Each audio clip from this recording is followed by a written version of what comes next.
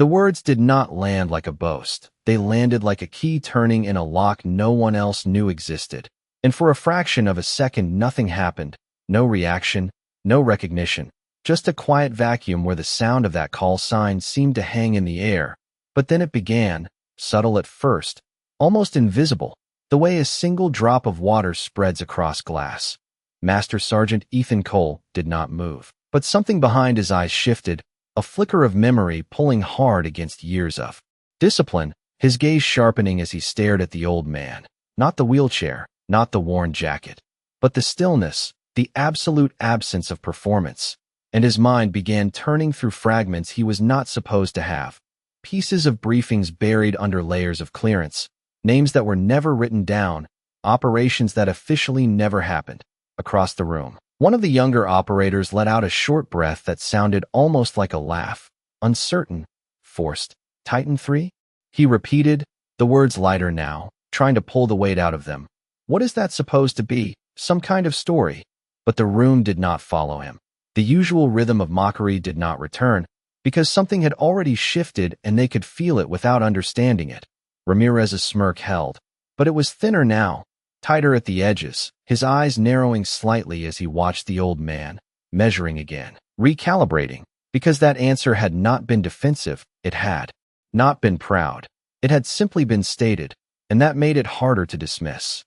Ethan Cole stepped forward half a pace before he realized he was moving, his voice lower now, controlled but edged with something unfamiliar. Say that again, he said, not as a challenge, but as a confirmation, and the old man did not hesitate this time. His eyes meeting Cole's directly, steady, unblinking. Titan 3, he repeated. Exactly the same. No emphasis, no change, just truth. The silence that followed was heavier, denser, pressing in from all sides, and Cole felt it lock into place. The memory snapping clear. A briefing room years ago. Darker, smaller. A voice that never gave names. Only designations. A list that ended abruptly with a single line flagged beyond even their clearance. And he had asked about it then, just once. And the answer had been simple, almost dismissive. If you ever hear that call sign, you stand down and you listen. Cole's hand moved before he thought about it, reaching for the tablet on the side table, fingers tapping fast, pulling up a restricted database that most in the room did not even know existed. And Ramirez noticed that, his focus shifting, the room tilting slightly as attention followed the motion, the quiet clicks of the screen sounding louder than they should have. What are you doing? Ramirez asked, but his voice had lost its earlier edge, replaced by something tighter, more controlled, and Cole did not answer, his eyes scanning the screen as layers of security prompts appeared, one after another, each requiring a confirmation he had not used in years. And then the final barrier flashed, bold and unmistakable, access level black, and for a second he hesitated, not out of doubt, but because crossing that line meant something. It always had. The old man said nothing, did. Nothing. He simply watched, his gaze calm, patient, as if he had seen this moment play out before, as if he already knew how it would end. Cole entered the final authorization, and the screen flickered, loading, searching, the room holding its breath without realizing it. And then the result appeared, not a file, not a profile, just a single line of text, stark against the dark background. Tier black designation confirmed, Titan 3, status classified, and beneath it, a secondary line that made Cole's chest tighten, active authority override, and suddenly the room did not feel the same anymore. The air heavier, the balance shifted, because whatever they thought they were testing, whatever control they believed they had, it was already gone. The words on the screen did not need explanation.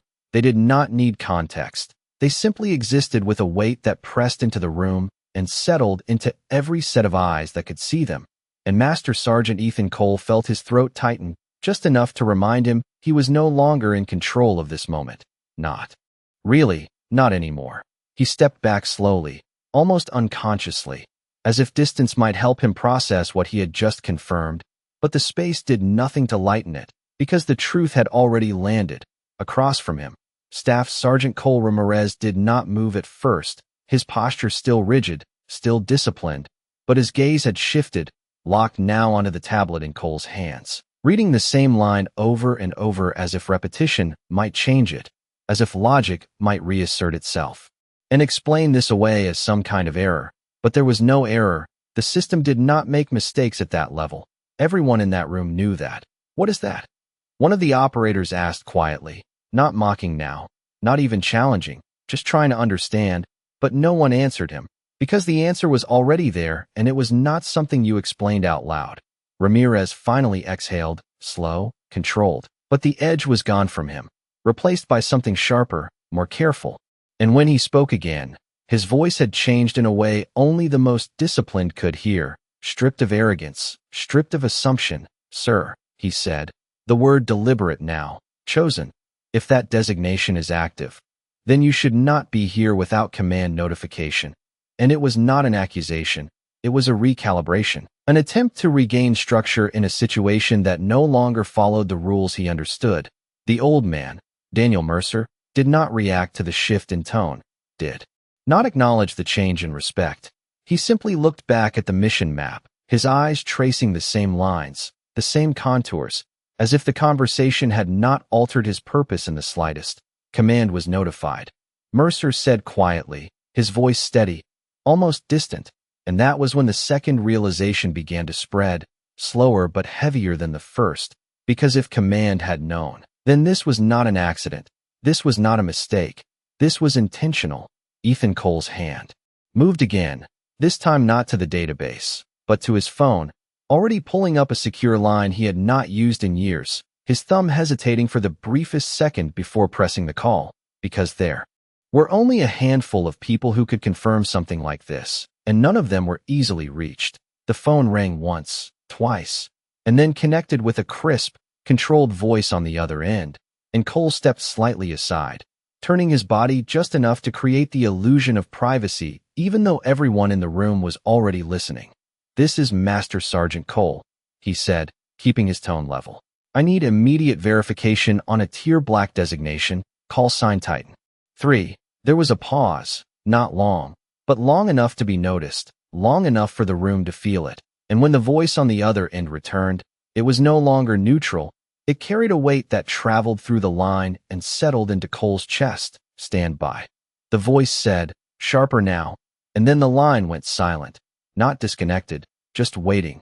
Seconds stretched, each one longer than the last, and no one in the room spoke. No one moved, because they all felt it now, that shift in gravity, that quiet understanding that whatever answer came back would not just confirm a name, it would redefine the room itself. Mercer remained still, his breathing slow, his gaze steady, as if time did not press on in the way it did on everyone else, as if he had already lived through moments like this and knew exactly how they ended. And then the phone came back to life, the voice on the other end no longer just controlled, but urgent, precise. "Master Sergeant," it said, "do not proceed. Repeat, do not proceed. Hold position. Senior command is en route." And just like that, the last illusion of control in the room disappeared completely. The words from the secure line did not fade when the call ended. They stayed in the air like a command that no one dared to question, and Master Sergeant Ethan Cole lowered the phone slowly, his grip firm but his posture different now, grounded in something heavier than protocol. "Senior command is en route," he said, not loudly, but every person in the room heard it with absolute clarity, and the effect was immediate, subtle but undeniable. Shoulders squared differently, eyes shifted, the unspoken hierarchy of the room rearranging itself in real time. Staff Sergeant Cole Ramirez stepped back half a pace, not out of fear, not even out of hesitation, but out of instinct, the kind that had been trained into him through years of experience, the kind that recognized when a situation no longer belonged to him. His gaze moved from the tablet to Daniel Mercer, studying him again, but this time without the filter of assumption, this time looking for something he had missed before, something that had been there all along. Mercer had not moved, not during the call, not during the shift in tone, not even when the authority of the entire room had quietly tilted away from those who thought they held it. He simply remained where he was, hands resting lightly, eyes on the map, as if the only thing that mattered was still the mission in front of him. "You said the insertion point would not hold," Ramirez said after a moment, his voice measured now, controlled. Explain. And this time it was not a challenge. It was a request, direct and professional. Mercer glanced at him briefly, just enough to acknowledge the shift, then returned his focus to the map. Wind patterns shift 20 miles out, he said, his tone calm, precise. Thermal rise off the canyon floor will push your approach off by at least 40 yards, maybe more if the temperature spikes. He lifted a hand slightly, pointing toward a section of the terrain. Your team adjusts here, or you miss your window entirely. And as he spoke, something else began to happen. In the room, the operators listening not because they were told to, but because they recognized the certainty in his voice, the kind that did not come from theory or simulation, but from experience measured in moments that did not allow for mistakes. One of the younger operators stepped closer to the screen, his eyes narrowing as he followed the line Mercer indicated. That is not in the briefing, he said quietly, almost to himself, and Ethan Cole answered without looking away from Mercer. Then the briefing is incomplete, and that settled it, not as an argument, but as a fact. The silence returned, but it was different now, no longer tense with mockery or doubt, but focused, attentive. Waiting, somewhere beyond the sealed door, faint but unmistakable, came the sound of approaching footsteps, steady, deliberate, more than one set, and every person in the room registered it at the same time. The subtle shift in posture happening again, this time sharper, more formal, because they all knew what that meant. Ramirez straightened, his expression set, composed, but there was no trace of the earlier smirk, no hint of dismissal left in him, only awareness. And as the footsteps drew closer, he glanced once more at Mercer, at the quiet man who had not asked for any of this, who had not demanded recognition or respect, and yet had altered the entire room without raising his voice. The handle on the door moved with a soft mechanical click, the seal releasing with a controlled hiss, and in that brief moment before it opened, the air itself seemed to pause, as if even the room understood that whatever crossed that threshold next would not just confirm what they had discovered, it would redefine it completely. The door opened without urgency, but everything about the moment carried weight, the kind that pressed into posture and silence alike. And the first thing they noticed was not rank insignia or uniform detail. It was the way the air shifted as General Robert Hayes stepped into the room, followed by two senior officers who stopped just inside the threshold, as if they understood instinctively that this moment did not belong to them. Hayes did not speak, did not scan the room the way commanders usually did when entering a controlled space. His focus was already fixed, locked onto Daniel Mercer as if there had never been anyone else to see. The operators straightened immediately, boots aligning, shoulders squared, the reflex automatic. But there was something different in it now, something sharper, because this was not routine protocol. This was gravity pulling everything into place. Staff Sergeant Cole Ramirez felt it before he processed it, the shift from authority to witness, and he stepped aside without being told, clearing the line between the door and the man in the wheelchair. Ethan Cole stood still, tablet lowered at his side, his role in the moment complete, his instincts now fully aligned with the reality in front of him. The room held its breath as General Hayes crossed the distance, each step measured, deliberate, the sound of his boots soft but undeniable against the polished floor. And when he stopped in front of Mercer, there was no hesitation, no pause for confirmation, no need for words. He brought his hand up in a precise, controlled motion and saluted. It was not a symbolic gesture, not a casual acknowledgement. It was exact, formal, the kind of salute reserved for something absolute, something earned long before this room existed. The effect was immediate and total. Every operator in the room followed without command, hands rising in unison, not because they were ordered to, but because the truth had finally aligned in front of them, undeniable and complete. Daniel Mercer did not return the salute right away, his gaze meeting Hayes with the same calm steadiness he had carried from the beginning, and for a moment, that stretched just long enough to be felt. The room remained frozen in that position, respect held in place by silence alone. Then Mercer lifted his hand, slower, less formal, but no less precise, returning the gesture with a quiet finality that settled something deeper than protocol. Hayes lowered his hand, and only then did he speak, his voice low, controlled, but carrying through the room with ease. "You should have been informed," he said, not as a reprimand, but as a statement of fact, directed at no one and everyone at once, and no one answered, because there was nothing to say that could match it. Hayes turned slightly, his gaze moving across the operators, not judging, not accusing, simply acknowledging the moment for what it was. Stand down. He added, and the command was almost unnecessary, because they already had. His attention returned to Mercer, and there was something else there now, something beneath the authority, a recognition that went beyond rank or role. We're not expecting you in person, Hayes said quietly, and Mercer's expression did not change, but his eyes shifted back to the mission map. You would not have listened otherwise, he replied, and that was enough. No explanation, no elaboration, just a truth delivered without weight. The room remained still, every person aware now that they were no longer at the center of the situation, that the mission, the authority, even the structure they operated within had shifted to accommodate something far older, far more precise. And as Hayes stepped slightly to the side, aligning himself not above Mercer, but beside him, it became clear that whatever came next would not be dictated, it would be followed. The room did not return to its previous state after the salute. It settled into something quieter, something more precise, as if every unnecessary movement had been stripped away, leaving only purpose. And General Robert Hayes shifted his stance slightly, not to reclaim authority, but to align with it, his eyes moving to the mission map with a focus that matched Daniel Mercer's exactly. Walk us through it, Hayes said, his tone even, direct, and Mercer did not look at him when he answered, his gaze already tracing the terrain again. Your current plan assumes stable crosswinds, he began, his voice low but carrying. But the canyon floor builds heat faster than your models account for. By mid-insertion you are dealing with layered drift, not a single vector. His hand lifted, steady, pointing to a narrow stretch between two ridgelines. This corridor compresses airflow.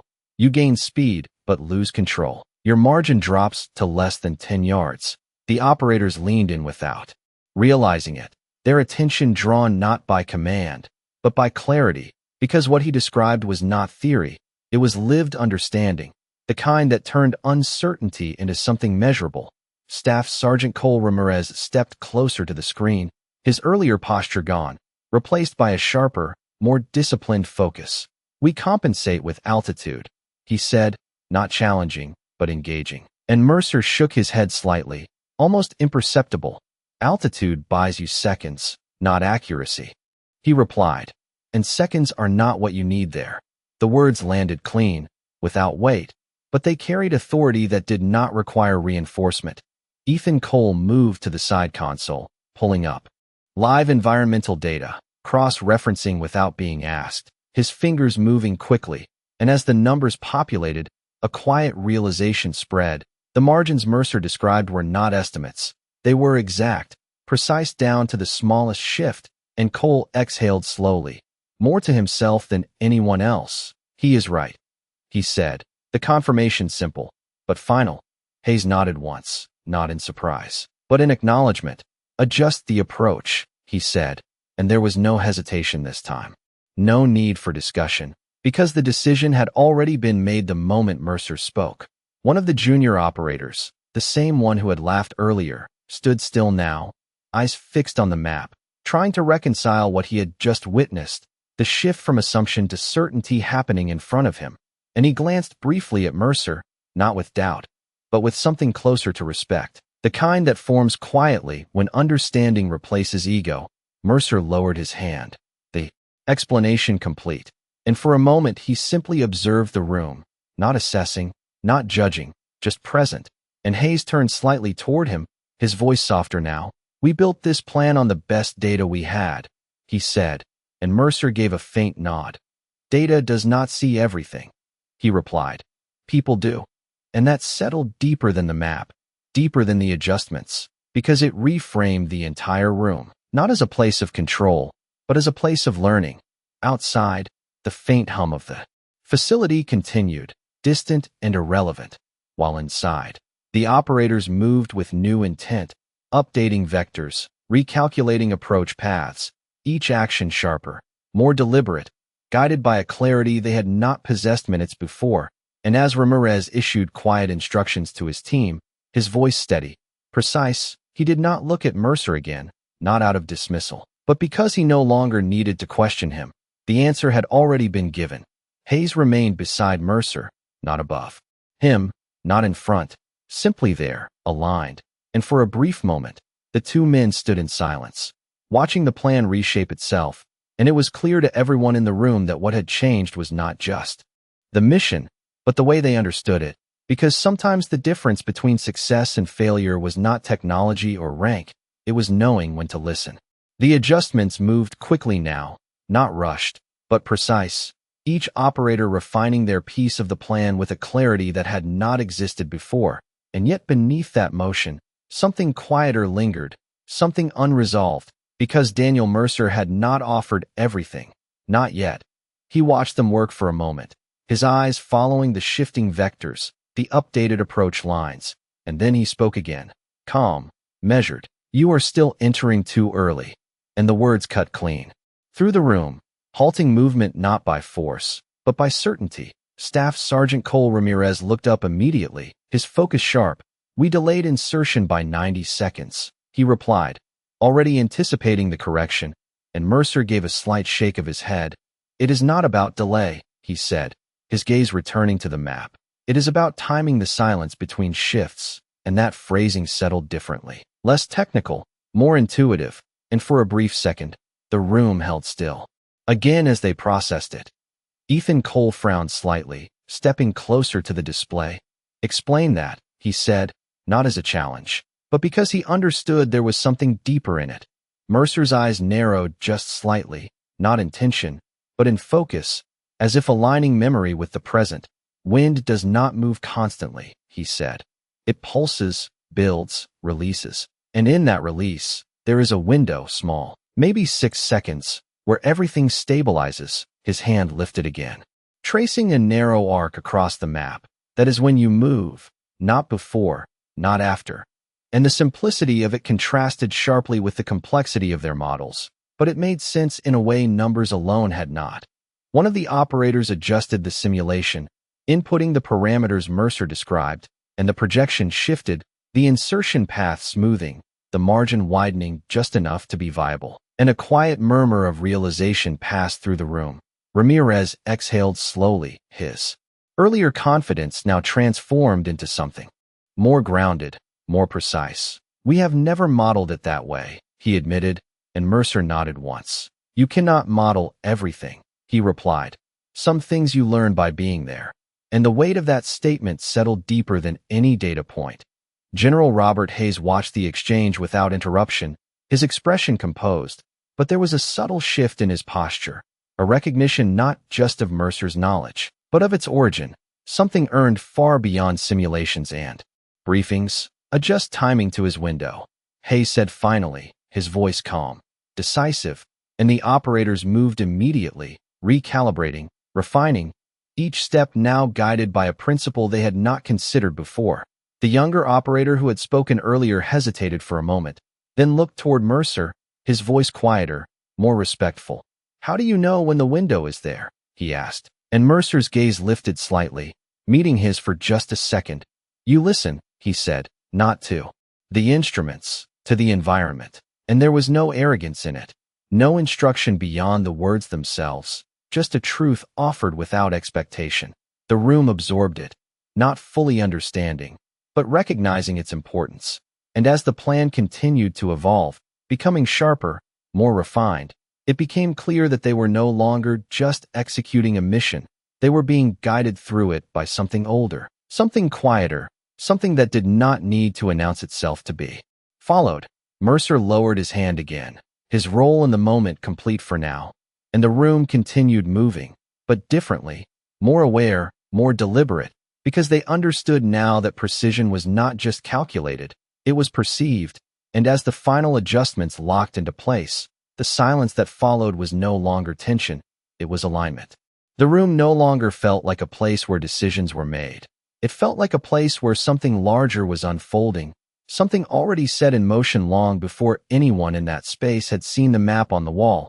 And as the final adjustments settled into place, the projection stabilized, the path now clean, precise, almost deceptively simple. But everyone in the room understood what it represented, not ease, but clarity. Staff Sergeant Cole Ramirez stepped back slightly, his eyes still locked on the screen, reviewing every angle, every timing marker, and for the first time since the briefing began, there was no friction in the process, no need to question the structure, because it aligned in a way that felt complete. Run it. General Robert Hayes said quietly, and the simulation activated without delay, the digital representation moving across the terrain, following the newly defined insertion path, and as it progressed, each phase executed with a smoothness that had been absent before, no drift, no correction spikes, no loss of margin, just a clean, controlled flow from entry to objective. Ethan Cole watched the data stream in real time, his eyes scanning the numbers, verifying what they were all seeing, and after a few seconds, he spoke. His voice steady but carrying a note of something deeper. No deviation, he said, and the words landed with a finality that did not need emphasis. The younger operator who had questioned Mercer earlier let out a slow breath, not realizing he had been holding it, his gaze shifting briefly toward the man in the wheelchair, but he did not speak, because there was nothing left to ask.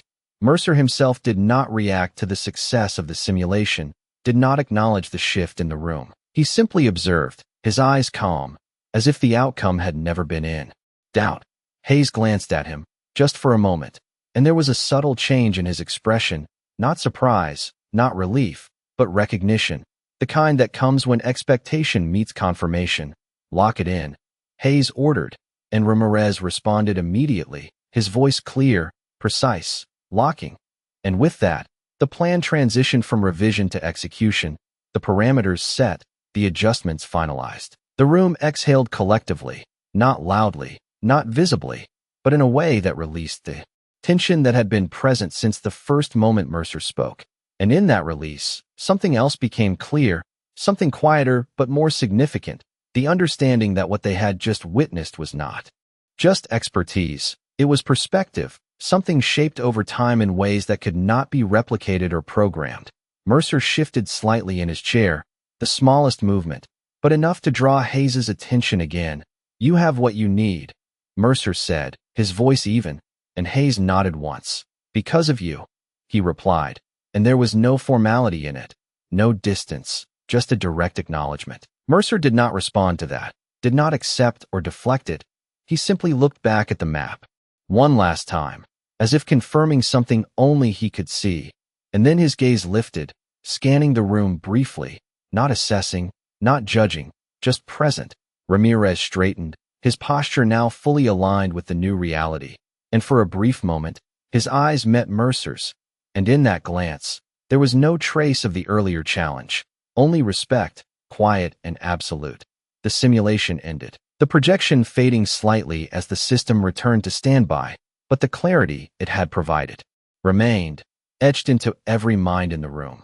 Outside, the world continued as it always did, unaware of the shift that had just taken place within those walls. But inside, the operators stood differently now, not because they had been told to, but because they had seen something they would carry forward, something that would change how they approached not just this mission, but every one that followed. Because sometimes the difference was not in the tools, or the rank, or the plan, it was in the person who knew when to speak, and when to simply let the truth settle on its own. The room did not erupt into conversation when the simulation ended. It settled into a quiet that felt earned, the kind that follows understanding rather than confusion, and one by one, the operators stepped back from their stations, not disengaging, but absorbing, each of them carrying a piece of what had just happened. Staff Sergeant Cole Ramirez remained where he was for a moment longer, his eyes still on the darkened projection, replaying the adjustments in his mind, tracing the difference between what they had planned and what they now knew. And when he finally turned, it was not toward the general, not toward his team, but toward Daniel Mercer. Sir, he said, the word steady, without hesitation this time. We would have missed it. And it was not an admission of failure. It was an acknowledgement of reality, clean and direct. Mercer looked at him briefly, his expression unchanged, and gave a small nod, not in agreement, but in acceptance, as if the statement did not require confirmation. General Robert Hayes watched the exchange without interrupting, his hands resting calmly at his sides, his presence no longer dominating the room, but anchoring it, and after a moment, he spoke, his voice carrying just enough to draw every eye. "You have your mission," he said. "Execute it." And the operators responded immediately, their movements sharp, purposeful, but different now, refined by something they had not possessed before. Ethan Cole stepped closer to Mercer, the tension that had once driven his actions replaced by a quiet respect. "We did not know," he said, not as an excuse, but as a statement, and Mercer's gaze met his for a brief second, calm, steady. "You were not supposed to," he replied, and there was no edge in it, no judgment, just truth. The words settled into Cole's mind with a weight that would remain long after the room emptied. One by one, the operators began to file out, their boots measured against the floor, their voices low, focused, already shifting into execution mode. But each of them, whether they realized it or not, carried a final glance back toward the man in the wheelchair, a silent acknowledgement of something they had not expected to encounter and would not forget. Ramirez was the last to move, pausing just long enough to meet Mercer's gaze again. And this time there was no question, no challenge, only respect, quiet and absolute. Before he turned and followed his team, the room grew still once more as the door closed behind them, leaving only Mercer and Hayes within the quiet space. The mission already moving forward beyond those walls. Hayes exhaled slowly, the weight of command still present, but tempered now by something deeper, and he stepped closer, not as a superior, but as a man acknowledging another. "They will get it right," he said, and Mercer gave a slight nod, his eyes returning to the now dimmed map. "They will," he replied, his voice as steady as it had been from the beginning. For a moment, neither of them spoke, the silence between them not empty, but full, carrying years that did not need to be explained. Finally, Hayes straightened, his posture returning to its formal precision, but his tone remained quieter, more personal. "We owe you," he said, and Mercer did not look at him when he answered. "No," he said softly. "You remember." And that was the difference, simple, absolute, the kind that defined everything without needing to expand on it. Hayes held that for a moment, then nodded once, a gesture of understanding rather than agreement, and stepped back, giving Mercer the space he had never asked for but always held. As the lights dimmed slightly and the system powered down, the room returned to its neutral state. But something had changed, something that would not reset with the equipment, something that would carry forward into every decision made beyond that door. Because respect was not assigned by rank or granted by position. It was recognized in moments like this, when truth stood quietly in front of you and asked nothing at all. Mercer remained where he was for a few seconds longer, his gaze steady, his presence unchanged, and then, with a slow, deliberate motion, he turned his chair toward the exit, moving forward without urgency, leaving behind a room that would never quite feel the same again. Because sometimes the most powerful thing a person can do is remind others what they have forgotten, and in that reminder, everything else finds its place.